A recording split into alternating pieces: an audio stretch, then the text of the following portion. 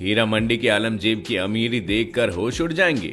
पति है 53,000 करोड़ की संपत्ति का मालिक, ससुर भी रईसी के मामले में कुछ कम नहीं है। इन दिनों भंसाली की web series Heera Mandi the diamond bazaar OTT पर धमाल मचा रही है। 8 एपिसोड की वेब सीरीज हर किसी को पसंद भी आ रही है और ओटीटी पर ट्रेंड भी कर रही है। हर जगह इस वेब सीरीज की चर्चा हो रही है। कोई फिल्म की स्टोरी, भव्य सेट तो कोई फिल्म की स्टार कास्ट और उनके कॉस्ट्यूम की तारीफें कर रहा है। हीरा मंडी वेब सीरीज एक लंबी स्टार कास्ट के साथ बनी है। इसमें बॉलीवुड की एक से बढ़कर एक हसीना नजर आ रही है, जिसमें मनीषा कोइराला, ऋचा चड्ढा, संजीदा शेख से लेकर सोनाक्षी सिन्हा तक का नाम शामिल है। इन्हीं में से एक नाम है शर्मिन सहगल का। ये नाम आपने शायद बहुत कम बार ही सुना हो, लेकिन इनका चेहरा देखकर आप जरूर पहचान जाएंगे। हीरा मंडी में शर्मिन आलमजेब के किरदार में नजर आ रही है। हीरा मंडी में उनकी एक्टिंग की चर्चा ऐसी चल रही है कि अब बच्चा बच्चा शर्मिन सहगल को जानने लगा है। दरअसल शर्मिन के नाम से ज्यादा उनके काम के चर्चे हो रहे हैं, लेकिन पॉजिटिव नहीं, नेगेटिव में। दरअसल शो में शर्मिन सहगल की एक्टिंग लोगों को कुछ खास पसंद नहीं आ रही, जिसकी वजह से उन्हें ट्रोल भी किया जा रहा है।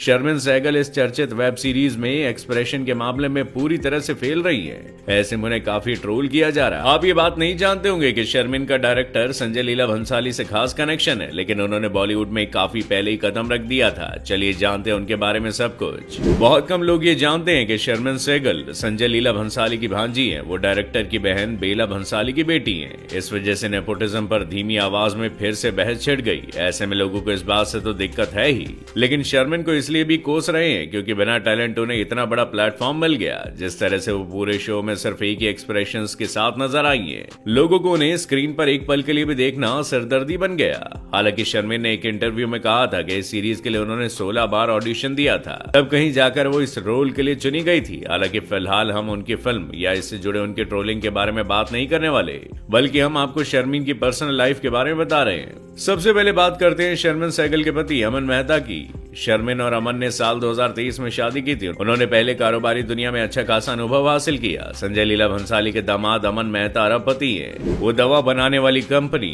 टोरेंट फार्मास्यूटिकल्स के एग्जीक्यूटिव डायरेक्टर हैं। इस कंपनी को उनके दादा ने बनाया और इस कंपनी को अमन मेहता, पिता समीर मेहता और भाई सुधीर मेहता मिलकर चला रहे हैं। अमन के पिता और भाई इस कंपनी के को चेयरमैन हैं। टोरेंट ग्रुप के केवल भारत में ही नहीं बल्कि 40 से ज्यादा देशों में काम ये करती है। हालांकि इस मल्टीनेशनल कंपनी का हेडक्वार्टर अहमदाबाद में और शर्मिन के ससुर जी भी काफी रईस हैं। फोर्ब्स के मुताबिक अमन मेहता के पिता समीर मेहता की नेटवर्थ $611 बिलियन यानी कि करीबन 50,939 करोड़ रुपए।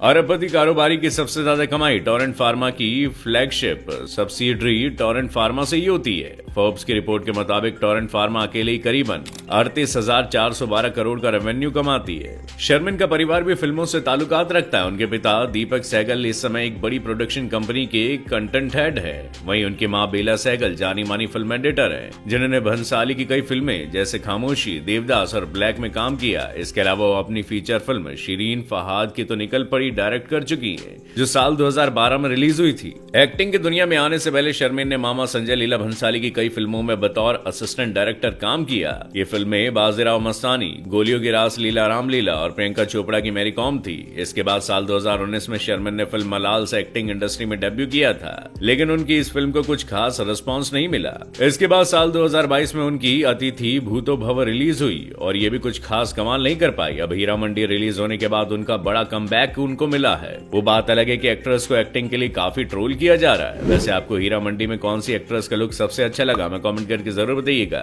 वीडियो पसंद आया तो इसे जरूर शेयर करें और हमारे फेसबुक पेज को फॉलो करना मत भूलिएगा।